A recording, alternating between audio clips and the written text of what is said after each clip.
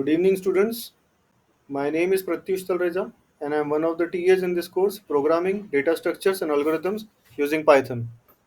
So, we had a revision session today from 6 p.m. to 8 p.m., and I hope that I was able to clear all your doubts that you had during the session. But I feel there were few doubts that were left uncovered. So, this is a small video which will cover the remaining doubts.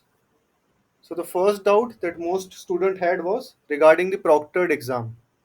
So the pattern for the proctored exam will be there will be 40 questions which will have MCQs and filling the blanks.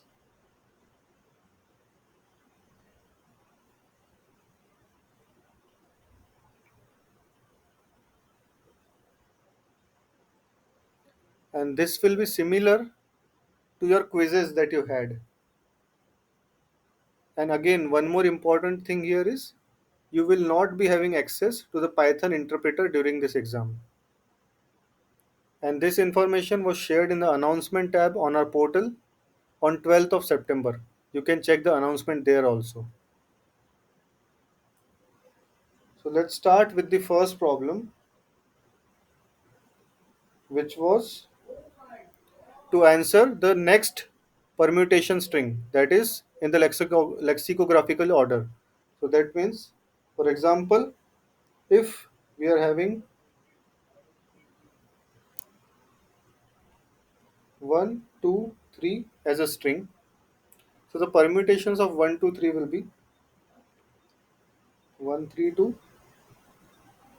2 1 3, 2 3 1, 3 1 2, and 3 2 1. So now if 1 2 3 is a string that is given, so the output, the next string in this permutation, which is in lexicographical order, that means dictionary order, for 1 2 3 will be 1 3 2, and for 2 1 3 it will be 2 3 1, for 2 3 1 it will be 3 1 2, like that. So this is the question. So there is a small algorithm for this. What I'll do, so this question was asked in one of the quizzes, but now the due date for quiz is over, and that's why I'm explaining this question to you. Let me erase this out.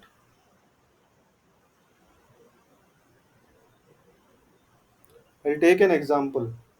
So suppose the example is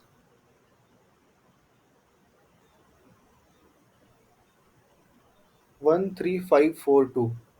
So in the quiz, the example was a string. So we wanted to print the next string in lexicographical order. But here I am taking the example of this array which is having different numbers like 13542, 5 integers.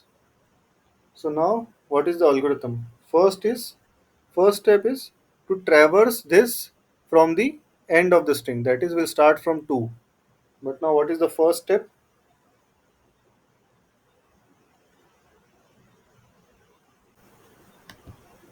So if this is the given string, so the first step of the algorithm is,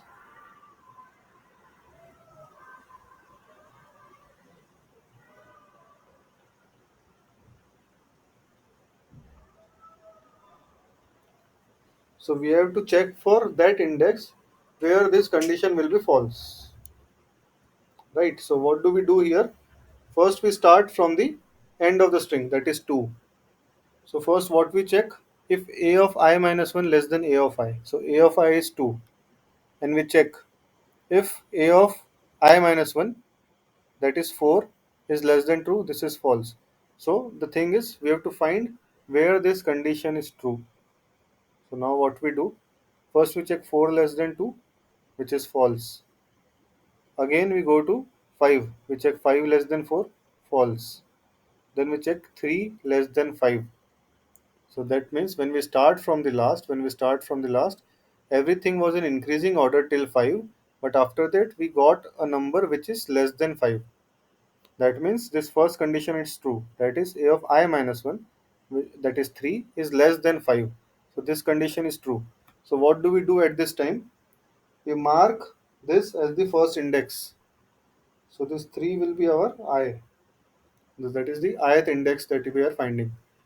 Now what we want to do, the second step of the algorithm, is a of I2 greater than a of I.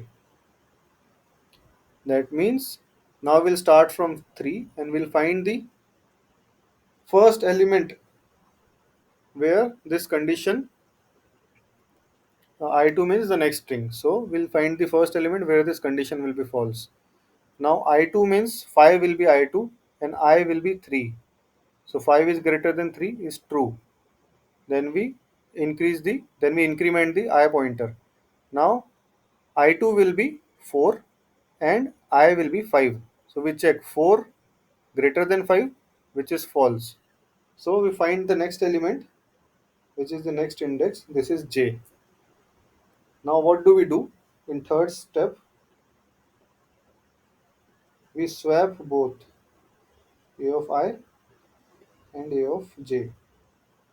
That means the string will now become 1, 4, 5, 3, 2.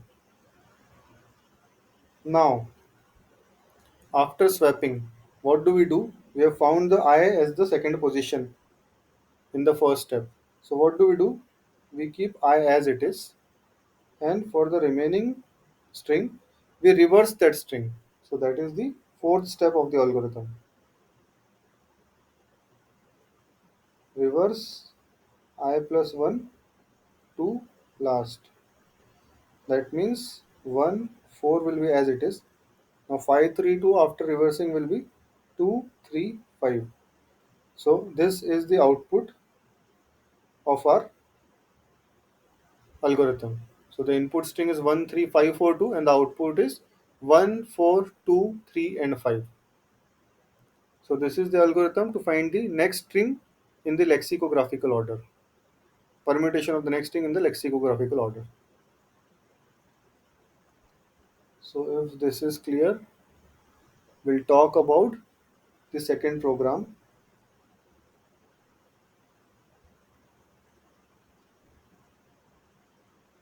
So the second program was all about,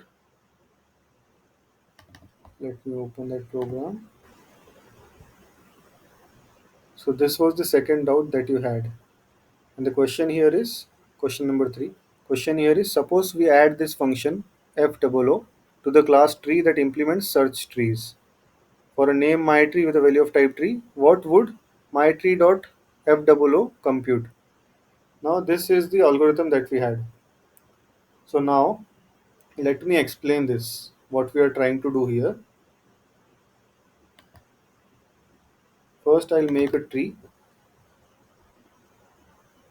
Suppose this is the tree that we have.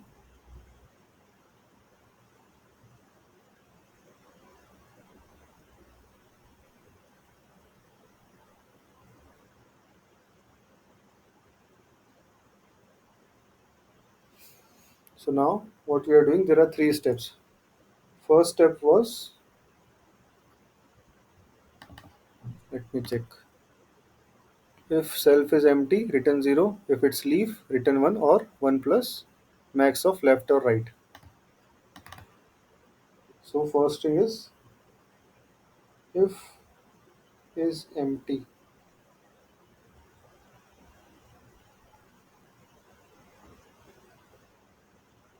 then we return 0.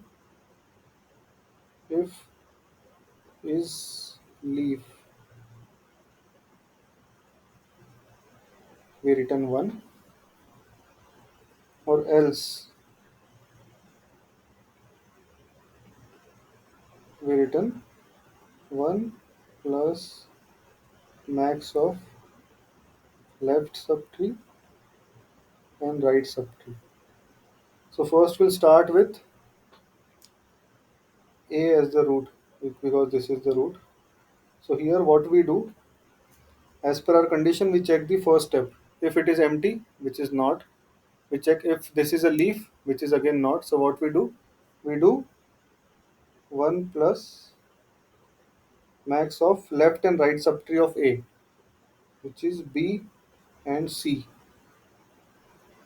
Now this is again, we are calling the same function f00. So now for B also this will be repeated because B is not empty and B is again not a leaf. So what do we do for B? We will use 1 plus max of D and E.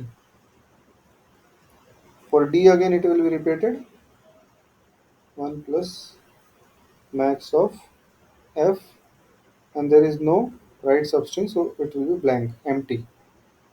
For E again this will not be repeated, and C also it will not be repeated. So what we are trying to do here is, now for F, we start with F, this F, because this is the last call. So for this F, what we do, we check if this is empty, this is not. We check if this is a leaf, and F is a leaf. So for F, we return 1 as the output, and for this blank string, which is empty. So for empty, as per our first condition, we return 0. So now maximum of 1 and 0 is 1. That's why this entire value will be 1. So now 1 plus 1 is 2. So for D, the value is 2. Now E.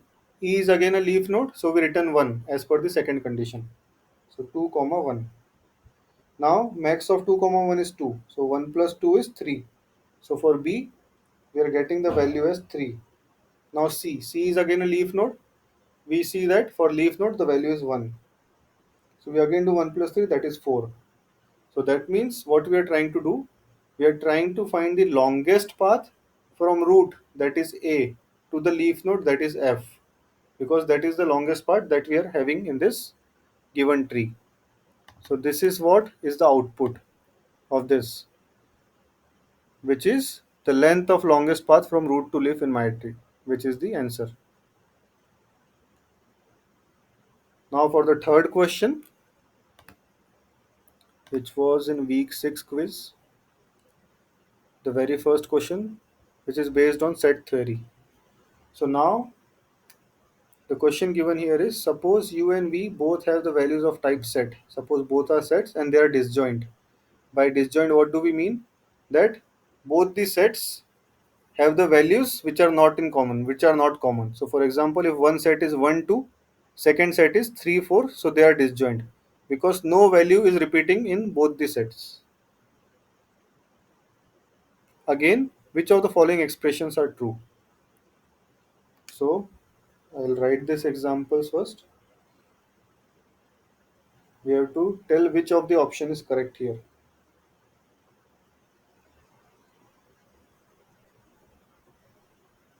I am writing it here.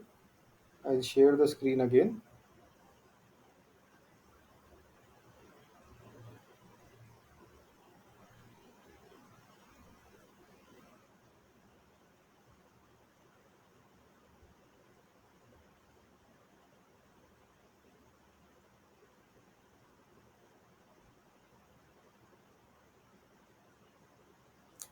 Now let me share the string.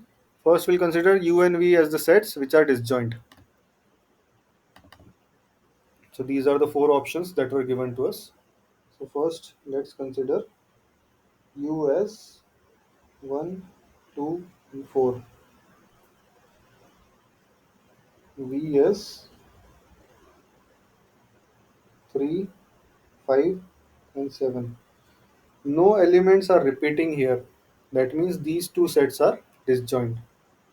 Now in set theory, there are notations, some notations. When we use this OR thing, that means this is union of two sets. When we use ampersand, that is intersection of two sets. When we use minus, that is set difference. And when we use this hat, this is exclusive OR. Now we have to check these four situations. So we'll take the first option, which is V union with U exclusive OR V. Now U is 1, 2, and 4, and V is 3, 5, and 7. So exclusive OR means those elements which are not common in both the sets. So for disjoint set, when we do exclusive OR, this will be V union. The values will be 1, 2, 3, 4, 5, and 7. That means all the elements because they are not common in both the sets. Now V union this particular thing will be,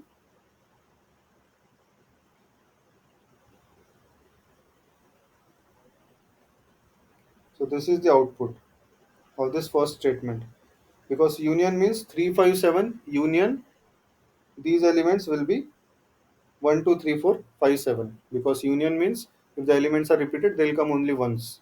So this is the first option. And now we check if u is equal to this, because u is 1, 2, 4, and 1, 2, 4 is not equal to this particular thing, that means first option is incorrect. We'll check second option, which is v exclusive or u.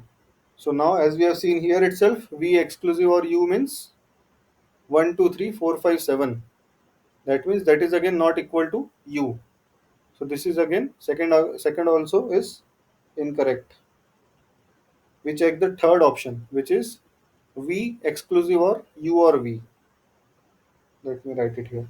V exclusive or u union v, which is equal to v exclusive or, now u union v will be 1, 2, 3, 4, 5, 7, and v is 3, 5, 7 exclusive or of 1, 2, 3, 4, 5, and 7.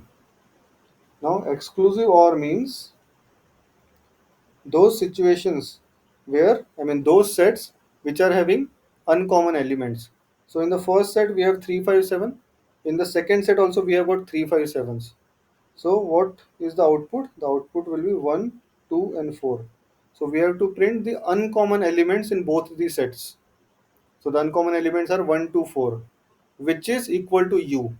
That means this third condition is correct. And these were the only doubts that were left and that were unanswered during the live session. So thank you so much and all the best for the examination.